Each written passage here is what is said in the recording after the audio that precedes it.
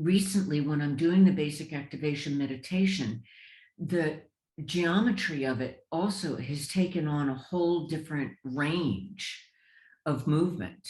And it's surprising. And it's not anything that, I mean, I could describe it, but I can't really tell you what it's going to do and what its purpose is. You know, on this one, I'm just letting go and letting my divine soul do the guiding. And I'm open and curious. That's part of that shifting motivation. It was like opening up and saying, yes, I want, what I want is that deeper unity, deeper than I've ever known before. The desire in all of us is always to ascend to the next level. And this is what we've talked about in other conversations. If you're only looking outside yourself, then it's the hunger to have more, more, and more, because you're wanting to fill that full. If you're looking outside yourself, then it's going to be grabby. If you're looking within, then there's no limit. But either case, it's that desire to return to the creation of all and to stop living the illusion of separation from it. Ascension is an evolutionary process.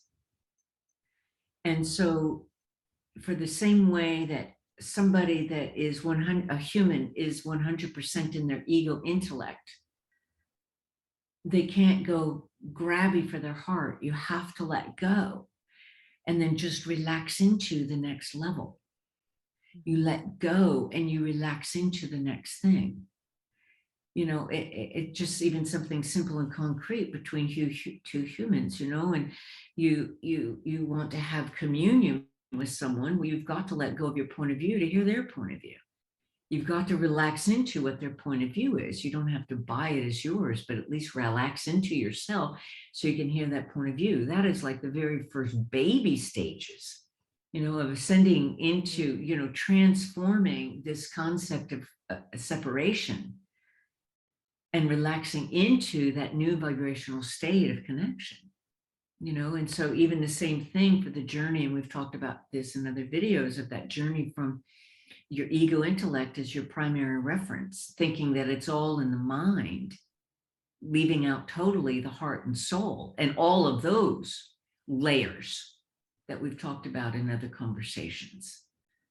You know, you can't leave that out of the conversation, otherwise you're stuck in that paradigm and you'll never grow. You'll never ascend into that cosmic love, that cosmic creation force of you. So, you know, I'm utilizing the same principles that I utilized when I first started waking up, and that I assist clients to utilize, that we utilize in the light circles when we're transmitting light to assist humanity. It's the same principles that I talk about in my book. And it's remembering that divine light is equally everywhere present. And ask, and you will receive if you're willing to, but you've got to open up to receive. So this is what this whole process is of the receiving of this deeper knowledge.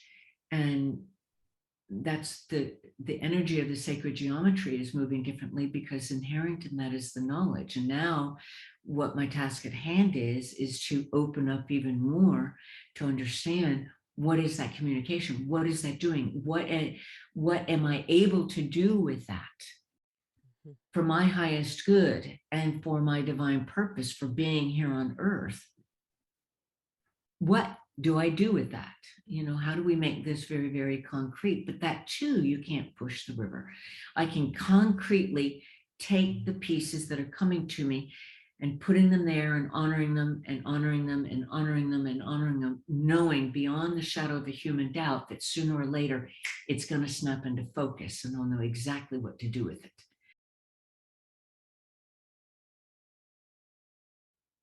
It's very interesting to me when I look at how in light circles, there was one light circle that we did together, and there were 6 of us present, but as always, we open it up to any divine soul that wants to join us. So if anybody listening in on this conversation felt that call within them, note is take a stop, look, let love moment, and just stop for a moment and feel into what you're feeling and let go, because that's your divine soul riding that vibe. But the vibe was for assisting everybody who was on the cusp of a deeper reawakening. And we had started that light circle with the idea that it would be for different layers of on the cusp, but we had no idea that it would actually filter out and touch everybody, because everybody is on the cusp in a different way. But it also touched other races, because it became apparent that there was this other race of beings that had actually gone through, and they're on the cusp, that they're moving into a deeper reawakening.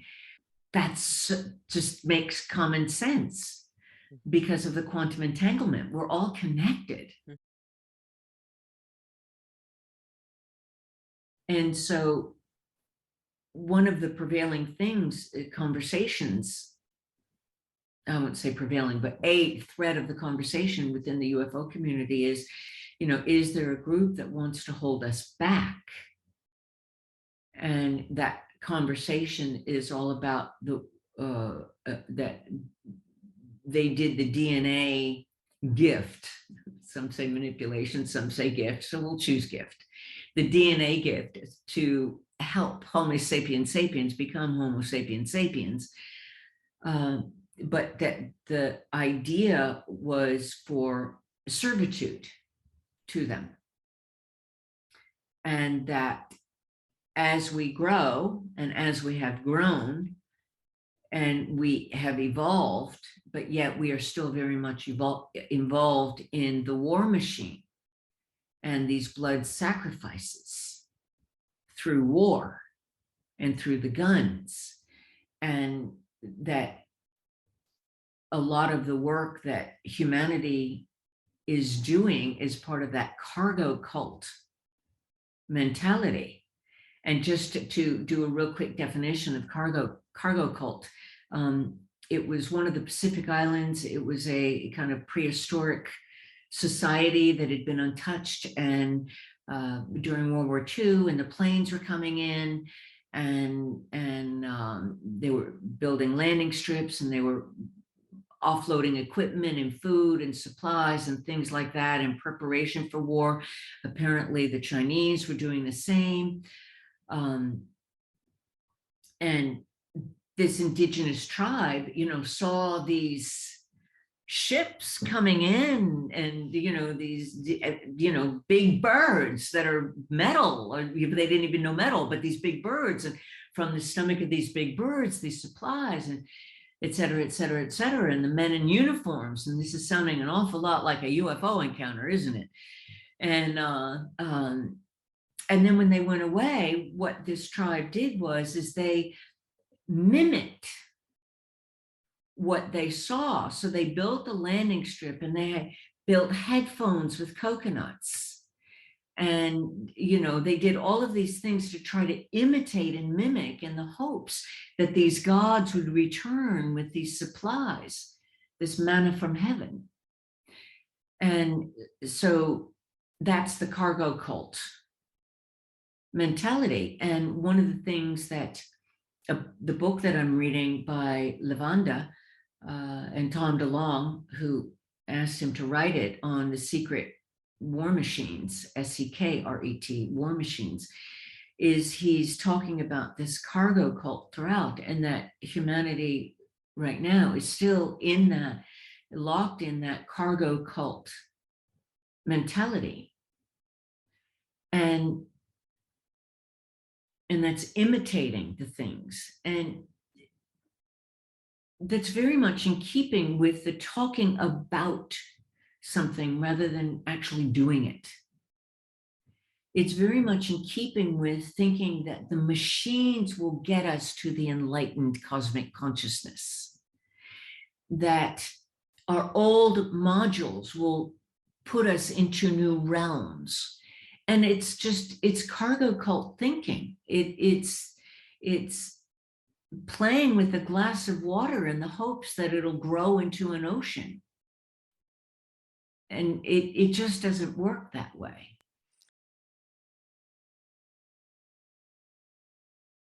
There's another aspect of this cargo cult mentality. And part of that is, looking to the gods to provide. Now, this is different than the Christian looking to God to provide. Although one could make a connective argument to that. But I will say the more mature Christian outlook is one that says God helps those who help themselves. And if you want to know God, you must look within. So hopefully that will kind of take that bridge off and put that to one side. But the locked into our history is an inherent in this cargo cult mentality is looking to the gods, plural, small g, looking to the gods to provide to us. And so there's another group within the UFO community that are not really wanting to take a complete look at this, and they're elevating these other beings to God's status. And you hear them saying, well, why don't they just show up and help us? Well, they're not our mommy and daddy. Help yourself. You've got to look within. There's some groups that actually do want to assist us to move out of this warring mentality that is so locked into our collective consciousness. It has been locked in our collective consciousness for eons and eons and eons. So the deeper you go, the more you do let go of that warring mentality in yourself. And so you can transmit cleaner vibrations of infinite unconditional cosmic love out into the collective. But you are still living and breathing in that. So to those that are looking to the gods to come save us from ourselves, so that, well, maybe they'll intervene and save us from our own nuclear destruction. What I say to you is stop for a moment. I want you to take a look at how you're looking for somebody else to save you from fellow mankind. Look within, go deeper into your own cosmic consciousness of you, let go of that, let divine light flow, transform it into illumination, and start transmitting light, unconditional love to those who think the warring is necessary. You send them so much love that they wake up and they don't push the button. Because these folks will intervene only because a nuclear explosion, a nuclear war, tears through the fabric of space-time, and it will affect them directly, but they're not doing it to save us. So know that. Absolutely know that. It is our responsibility as divine souls having human experiences to do our work to evolve the human collective consciousness. Now, there are some living the human experience that don't have that same knowledge that a lot of the light workers do. So I'm talking specifically to the light workers. You go deeper into your light work. Do not stop where you are now. Because if you think you've got it down pat, you have totally lost sight of the fact that you are a divine soul having a human experience, and there is no limit to how deep you can go into the infinite cosmic unconditional love of the all. No limit. You are only limited by the vibrational container of your physical body, mental body, emotional body, but that can be transformed and evolved. And that's your free choice to do it within the cosmic all. So I would say that to those that are looking, again, outside themselves for saving. Relax into and evolve. Let me say that one more time. Relax into the all of you. Relax into the all that is flowing through you, that you are intimately and intricately connected with. That's the way to reach and touch and go deeper into cosmic consciousness.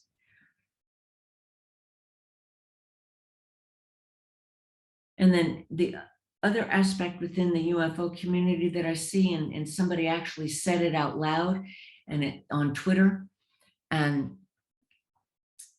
the comment was, I've been waiting so long for disclosure, and now that it's been given, holy fuck, it's scary. Not sure if I'm ready for it. And I was glad to see someone finally said it out loud, because it's one thing to hope for something that's out there. It's another thing to really be enthusiastically and passionately involved in collecting the pieces of the puzzle, et cetera, but it's a whole different ballgame to really receive it. It's a whole different ballgame because it shifts everything. And so when you have that kind of fear, it's another stop, look, let, love moment, because change is scary. It is scary. That too is in our DNA. And so you use a stop, look, let, love moment. Look at that fear, look at that resistance, look at it, and just make friends with it. Relax into it. Allow yourself to feel it. Don't try to control it. Make friends with it. Become intimate with it, with that resistance.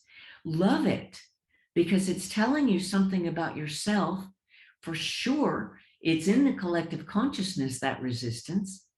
And so when you let the divine love of you flow through that, and you relax into it, you make friends with it, you understand it, then you no longer resist it. You no longer need to hold on to the resistance.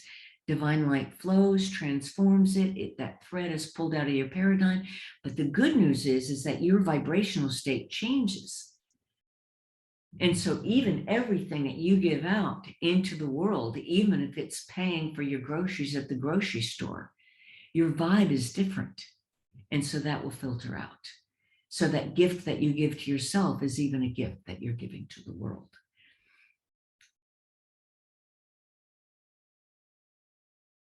So there's so many layers as this conversation comes out into moving outward, moving outward, moving outward. There's just so many things that will be called into play. And so to really answer this question of what is this phenomenon of not just the UFO / new name UAP, unidentified aerial phenomenon, and then they also need to add on the sea phenomenon.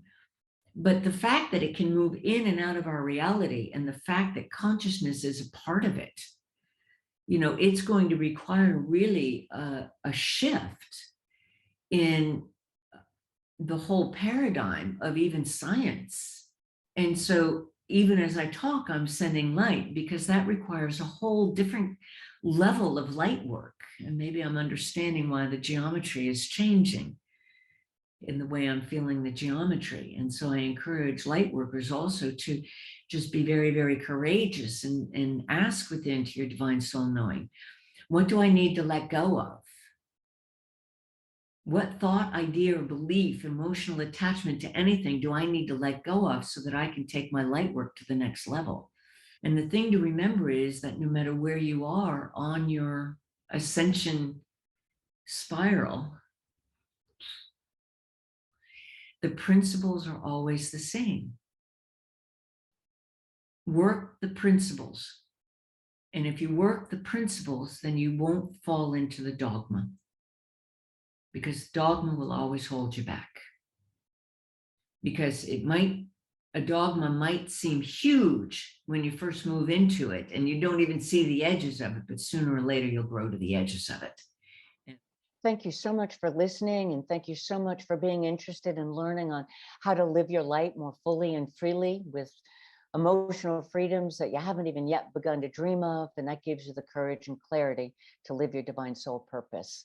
Now, just so that I play well with the algorithms here on YouTube, be sure to like the video. Please leave me a comment, because I do love more two-way conversations, and subscribe if you want to stay in touch with any of the new material that I'm putting out there.